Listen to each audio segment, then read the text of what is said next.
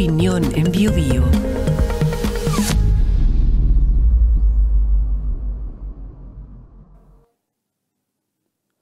Cuando se escribe sobre el siglo XX, la historia del horror se repite de la manera más amarga. Las guerras mundiales, el Gulag en la Unión Soviética, los campos de exterminio en la Alemania nazi, la revolución cultural en China y los regímenes totalitarios en diversos lugares del mundo, sumado a un catálogo largo de males que se podrían agregar a la lista. Entre ellos emerge con especial fuerza la bomba atómica, arma letal y de consecuencias múltiples, con la que las fuerzas norteamericanas atacaron Japón, específicamente en Hiroshima y Nagasaki, a comienzos de agosto de 1945. Conviene recordarlo a través de un libro, cuando se ha cumplido un año más de aquellos dramáticos acontecimientos. Ese es el tema que trata el escritor japonés Kenzaburo Oe, Premio Nobel de Literatura en 1994, en su libro Cuadernos de Hiroshima, publicado en Barcelona por Anagrama, en 2011, y que tiene 221 páginas. Se trata de un trabajo que reúne los artículos escritos por Oe entre 1964 y 1965, en pleno contexto de la Guerra Fría y de la amenaza nuclear, sobre las secuelas de la bomba atómica en la sociedad japonesa, con especial atención en los sobrevivientes. Sin duda, se trataba de una tarea difícil, considerando, como recuerda el autor, que la gente de Hiroshima prefiere guardar silencio hasta el momento de enfrentarse a la muerte, como le había explicado un dermatólogo. En sus viajes a la ciudad, el autor procuró conocer de primera mano los efectos de la bomba, a través de los que habían estado ahí, ese 6 de agosto de 1945, y los días siguientes, procurando saber cómo vivían efectivamente en los hospitales, conversar con los médicos y con los pacientes, saber acerca de los movimientos por la paz y contra el uso de las armas nucleares, y tratar de contar después lo que podríamos llamar las permanentes secuelas de Hiroshima. Uno de los dramas más grandes de la bomba atómica es que muchos de sus efectos solo se comenzaron a ver con el tiempo, lo que se sumaba a los decenas de miles de muertos de los primeros días. Después hubo víctimas de la leucemia, también se le llamaba la enfermedad de la bomba atómica, y ciertamente víctimas de la radiación. A ellos habría que añadir a los que se han suicidado o a los que han perdido el juicio, producto de que se les diagnosticara alguna enfermedad originada en la bomba atómica. Las consecuencias genéticas en algunas personas, la falta de apoyo económico e incluso la incomprensión son otros de los temas que aparecen en las páginas de los Cuadernos de Hiroshima, fijando un cuadro dramático pero real de lo que significó la bomba atómica para Japón y para el mundo. A todo esto podemos agregar la fortaleza de aquellos sufrientes que no se resignaron.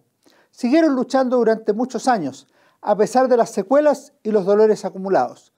Algunos trabajaron incluso en exceso, para evitar pasar postrados en cama o recordando todo el día su condición desmejorada, decididos a vivir, a trabajar honestamente, hasta que la enfermedad acabase del todo. Kenzaburo Oe menciona un par de ejemplos de notable valor humanista. Los hospitales tenían la política de no mostrar los bebés cuando venían con deformidades, pero la contrapartida se manifestaba en esas madres que rechazaban el aborto y preferían seguir adelante con sus embarazos, e incluso consideraban que eso les daba más fuerzas para vivir. El otro caso era el trabajo heroico de tantos médicos inmediatamente después del ataque del 6 de agosto de 1945, así como en los años posteriores, cuando debieron lidiar con medios escasos y en ocasiones sin los conocimientos suficientes contra un enemigo muy superior a sus fuerzas, motivados por su vocación profunda y el deseo de servir a la causa de la vida humana. Una de las conclusiones que se puede extraer del libro es que tan importante como la capacidad destructiva de la bomba es el inmenso sufrimiento humano que produjo.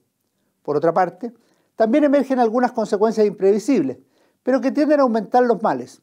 Por ejemplo, la insensibilidad de la sociedad hacia los que habían sufrido, lo que demuestra la profunda devastación moral de nuestro país, dice Oe, el olvido alentado en ocasiones por los éxitos de la sociedad de consumo.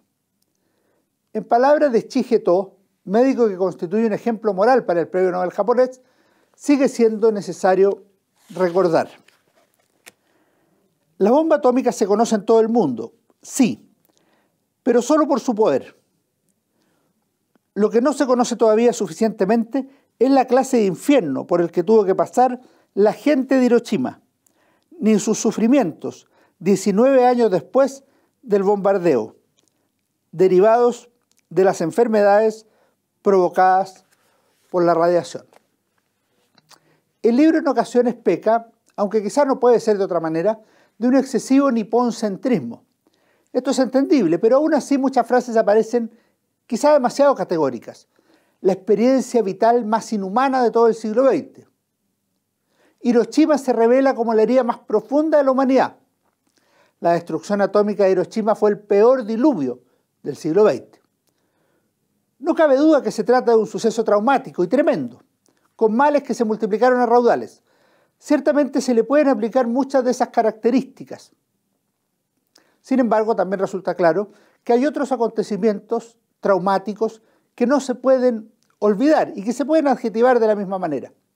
Por lo mismo, no hay razón, por ejemplo, para no considerar Auschwitz o en general los campos de concentración y de exterminio organizados por los nazis como la herida más profunda. O quizá el Gulag de los comunistas podría ser analizado como la experiencia vital más inhumana. No podemos dejar de mencionar las dos guerras mundiales como proceso conjunto que podrían constituir el peor diluvio de la última centuria, si utilizamos en esos tres casos las palabras del pensador japonés. No se trata de relativizar el drama que sufrió el país asiático, sino simplemente de constatar que el problema de fondo pervive. A tantos males acumulados es realmente difícil elegir cuál fue el peor. Quizá lo que corresponde es dejar atrás las estadísticas y volver a la esencia del problema, la inmensidad del mal moral y físico provocado por los totalitarismos, por la bomba atómica y por la destrucción humana convertida en sistema. Y detrás de eso, recuperar el corazón, el centro vital de cualquier civilización verdadera, la persona humana, su libertad y su dignidad. En 1964, Kenzaburo Oe señaló que precisamente la dignidad humana es lo más importante que descubrió en Hiroshima, convicción que le acompañaría el resto de su vida. La gran lección que debemos extraer del drama de Hiroshima, explicaba el escritor japonés el 2011, es la dignidad del hombre, tanto de los hombres y mujeres que murieron en aquel instante, como de los sobrevivientes que sufrieron el impacto de la radiación en la piel y que durante años padecieron un sufrimiento extremo que espero haber sido capaz de reflejar en algunos de mis escritos. Cuadernos de Hiroshima es el reflejo de la responsabilidad social de un intelectual, un esfuerzo por volver a poner al ser humano nuevamente en el centro del análisis de la historia, con todos sus lamentables dolores, pero también con sus inmensas posibilidades. Nos vemos en nuestro próximo comentario de libros en BioBio TV. Opinión en BioBio.